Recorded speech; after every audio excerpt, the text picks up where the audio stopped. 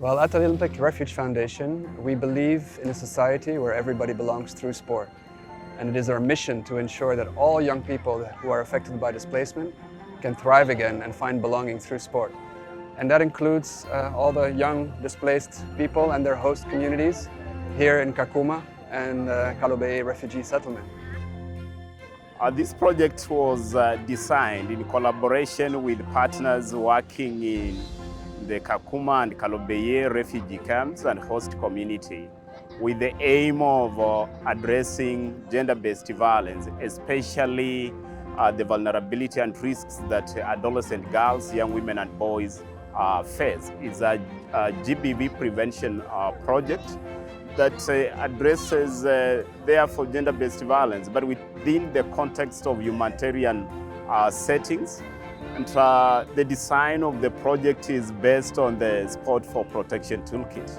Yeah, the program started some 3 years ago. It incurred some delays because of the COVID pandemic, which shut down a lot of activities and postponed them to start again earlier this year.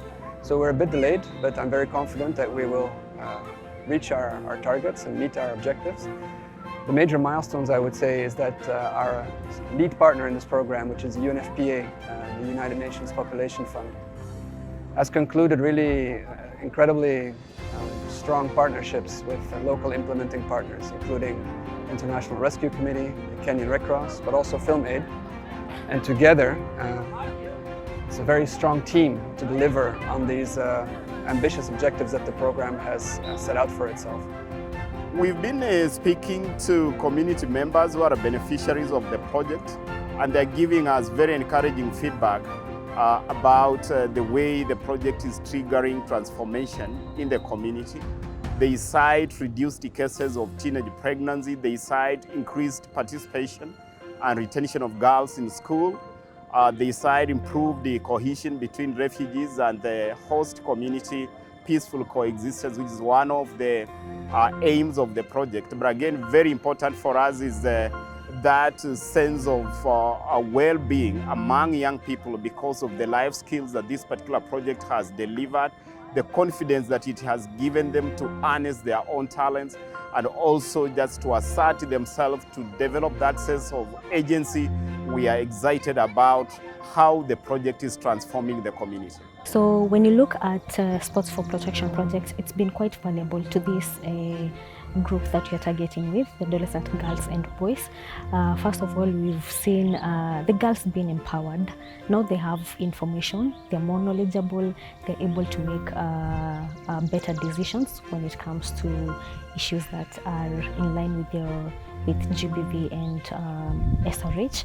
Also, we've experienced social cohesion because sports brings people together. It's bringing people together from different communities.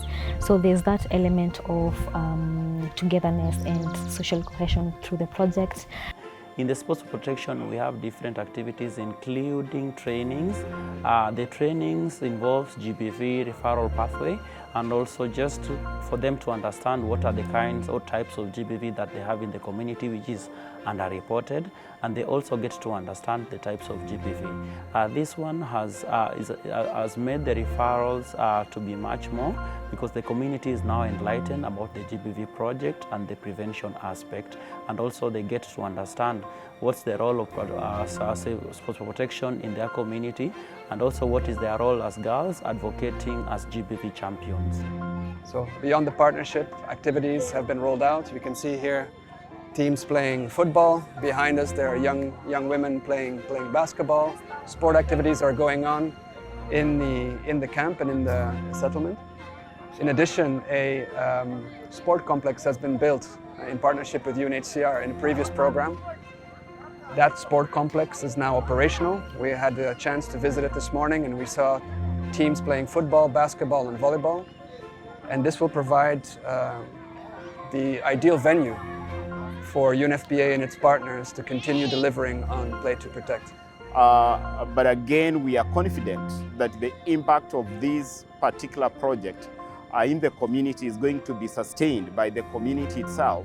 And we are very sure that parents, guardians, the coaches, the young people themselves who have been beneficiaries of this particular project will take it further beyond the date of the funding that exists. And broadly, as UNFPA, we have mandate globally to ensure zero gender-based violence and harmful practices.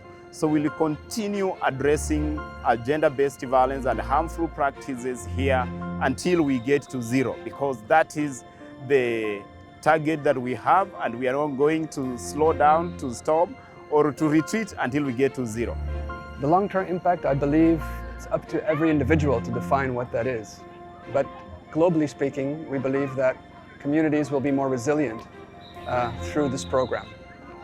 It's true that the objectives of the program are a reduction in gender-based violence, sexual and gender-based violence occurring within the confines of this camp. But really, it is up to every individual to define what they want out of sport and what they want to achieve thanks to sport.